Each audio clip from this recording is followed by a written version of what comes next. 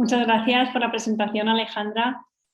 En la charla de hoy voy a hablar del código de infarto, concretamente de la organización y el circuito en la Comunidad Valenciana.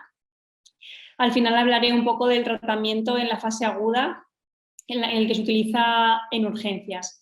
El infarto agudo de miocardio tiene una fase crítica, que es la fase inicialmente posterior a justo cuando se producen los síntomas y cuando hay más riesgo de que se produzca una parada cardiorrespiratoria, por lo que se recomienda que la llamada o el contacto al médico sea lo antes posible. De hecho, un diagnóstico y la instauración de un tratamiento precoz se traduce en salvar vidas y evitar complicaciones a largo plazo. En este contexto surge el plan de actuación para la reperfusión en el infarto agudo de miocardio con elevación del segmento ST, el conocido como código infarto, y este plan busca reducir el tiempo entre la aparición de los síntomas clínicos y la instauración del diagnóstico y el tratamiento. También está encaminado a usar la mejor opción terapéutica de reperfusión según el lugar y el momento de aparición del infarto.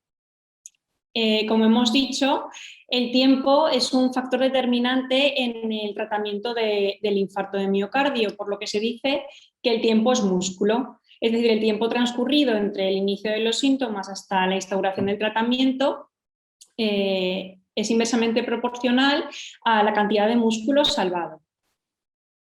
La patogenia del infarto de miocardio consiste en la obstrucción de una arteria coronaria producida principalmente por la rotura de una placa de ateroma y posterior formación del trombo de fibrina, que impide el flujo sanguíneo a través de esta arteria coronaria, por lo que el tratamiento inicial en el infarto de miocardio consiste en la reperfusión de este flujo con técnicas que han supuesto una revolución en el tratamiento en los últimos 20 años. Las terapias de reperfusión que conocemos a día de hoy son el intervencionismo coronario percutáneo o la angioplastia, que es la terapia de reperfusión de elección, y cuando no es posible, la fibrinolisis, que se utiliza la fibrinolisis en casos en los que está contraindicada la angioplastia o que no se puede realizar, y es una terapia fármacoinvasiva. Ambas terapias las veremos posteriormente.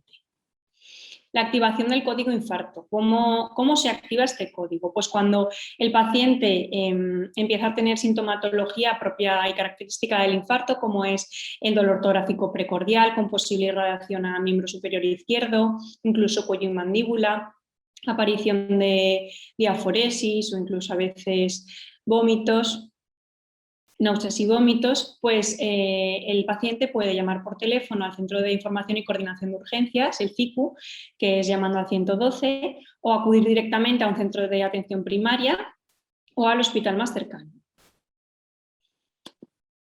¿Qué conlleva la activación del código infarto? Según donde acuda al paciente, el médico que la atienda en primer lugar realizará una valoración clínica según el dolor que presente el paciente y realizará lo antes posible, si es posible en menos de 10 minutos, un electrocardiograma de 12 derivaciones. Si se evidencia infarto de miocardio es cuando se activará el código infarto. ¿Qué conlleva la activación de este código? Pues la activación del código conlleva la movilización de los recursos de atención urgente y traslados si se precisasen, la activación del cardiólogo hemodinamista y la puesta en comunicación con el médico que atiende al paciente, la notificación al médico responsable de la unidad de cuidados intensivos o coronarios del hospital donde se vaya a realizar la angioplastia primaria y el aviso al hospital de retorno del paciente si procede. La activación del código infarto requiere la organización de una red asistencial, es decir, la coordinación del trabajo en los distintos niveles asistenciales para garantizar una atención correcta al paciente.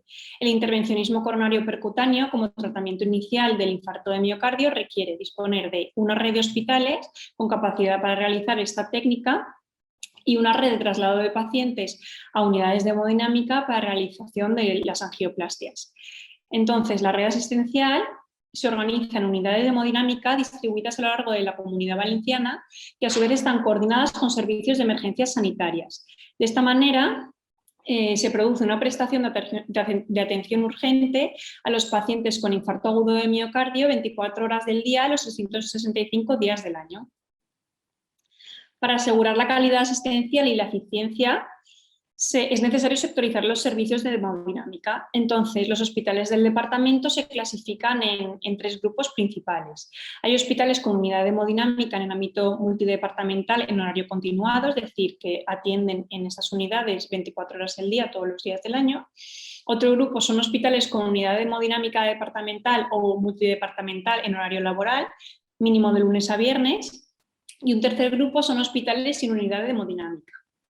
Los hospitales con horario continuado de unidad de hemodinámica en la Comunidad Valenciana son el Hospital Clínico Universitario de Valencia, el Hospital General Universitario de Valencia, el Hospital Universitario Politécnic La Fe, y en Alicante tenemos el Hospital Clínico San Juan y el Hospital General de Alicante. Poniéndonos en situación de un caso concreto de un paciente que pertenece al Departamento de Salud de la Ribera, por ejemplo, si le diera un infarto de miocardio que requisiera angioplastia en el momento, si le da a las 2 de la mañana, tendría que recurrir al Hospital La Fe para realizar este procedimiento.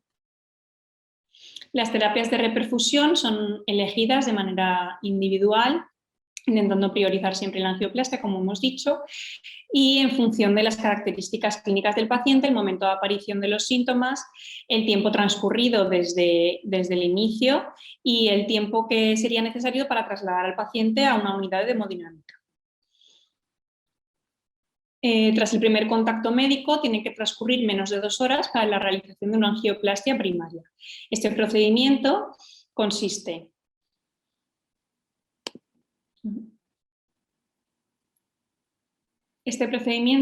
como hemos dicho, es la estrategia de elección y consiste en un cateterismo diagnóstico, inicialmente para objetivar qué arteria coronaria es la que está afectada y seguida de la angioplastia propiamente dicha, que consiste en la colocación de un stent o malla metálica que, una vez expandido, ensancha la arteria y permite aumentar la circulación y restaurar el flujo sanguíneo.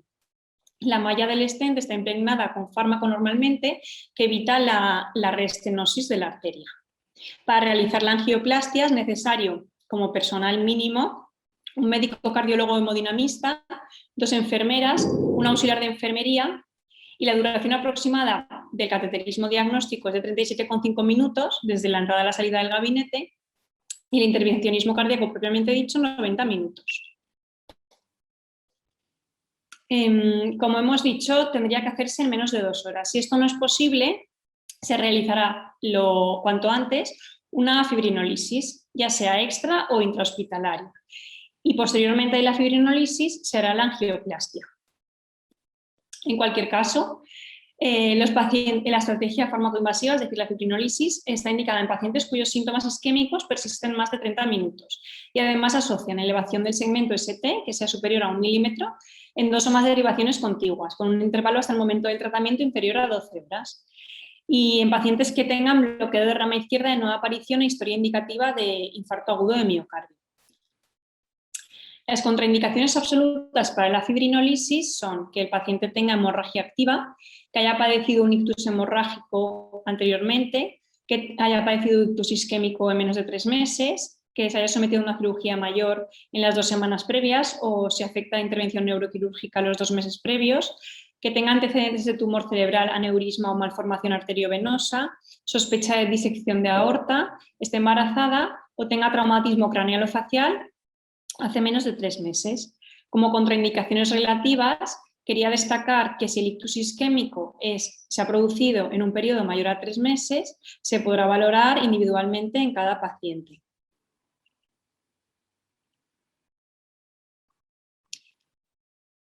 Junto con la terapia para realizar la terapia de reperfusión fibrinolítica se utilizan los siguientes fármacos. La alteplasa, con una pauta acelerada de bolo de 15 miligramos, seguida de una perfusión de 0,75 miligramos kilo, hasta un máximo de 50 miligramos, durante 30 minutos. Posteriormente se realiza una perfusión de 0,5 miligramos kilo hasta máximo 35 miligramos durante 60 minutos. La streptokinasa tiene la ventaja de que tiene bajo coste, pero una eficacia inferior a la alteplasa o la tenecteplasa, y se administra 1,5 millones de unidades diluidas en 250 mililitros de suero fisiológico glucosado al 5% en 60 minutos de perfusión. La reteplasa no está comercializada en España y la tenecteplasa tiene la ventaja de que se administra en bolo intravenoso durante 5 segundos sin perfusión posterior. La dosis se calcula en función del peso, no debiendo superar los 50 miligramos. La dosis está reflejada en esta tabla y la tenecteplasa se ha convertido en el fármaco trombolítico de elección, ya que tiene una eficacia similar a la alteplasa, mayor facilidad de administración, menor incidencia de hemorragias cerebrales y menos reacciones de antigenicidad.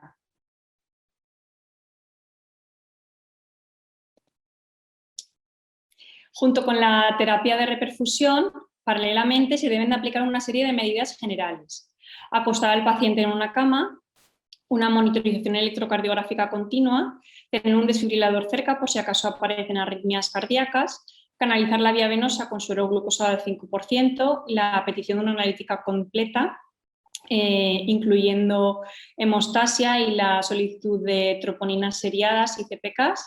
La administración de oxígeno se recomienda únicamente en caso de desaturación objetivable por pulsioximetría y se administra con gafas nasales a un flujo de 2 o 3 litros por minuto. En caso de aparición de dolor, el fármaco de elección es cloruro mórfico de 2 a 4 miligramos por vía intravenosa. Y si es necesario, si aparecen náuseas, se puede asociar a antiemético. En caso de pacientes con hipotensión, bradicardia sinusal o defectos en la conducción auriculoventricular, se puede administrar meperidina en bolos intravenosos de 20 a 30 miligramos. Y también contactar con la UCI para el posterior ingreso del paciente.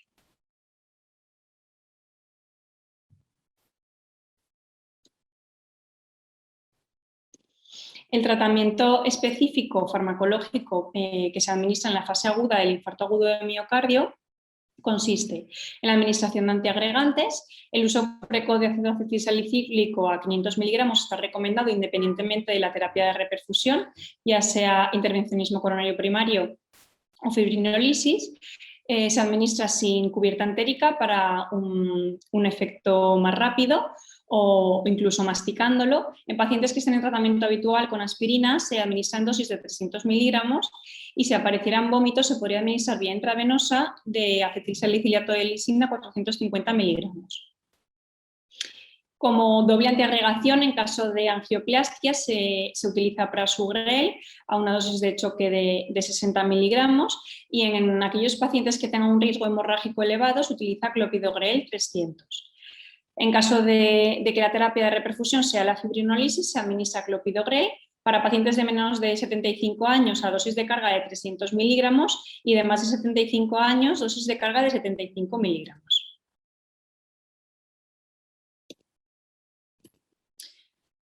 Como anticoagulantes, en caso de angioplastia no se administra en urgencias la heparina porque se administra posteriormente. Y en caso de que la terapia de elección sea la fibrinólisis, en menores de 75 años se administra noxaparina en un bolo de 30 miligramos seguida de 1 miligramo por kilo de peso vía subcutánea. Y en mayores de 75 años se utiliza fondaparinux 2,5 miligramos por vía subcutánea. Por último, quería hablar de la nitroglicerina, ya que no se recomienda su uso rutinario en todos los pacientes. Está indicada transcurridas 24 a 48 horas desde el inicio de los síntomas y siempre que en los pacientes aparezca, aparte del infarto, insuficiencia cardíaca congestiva o que el infarto anterior sea anterior de gran tamaño, que tenga isquemia persistente o hipertensión. Y está contraindicada en caso de hipotensión, cuando la tensión arterial sistólica sea menor a 90, en infarto de ventrículo derecho o que el paciente haya recibido tratamiento con inhibidores de la fosfodiesterasa en las últimas 24 horas para la hipertensión pulmonar o para la disfunción eréctil.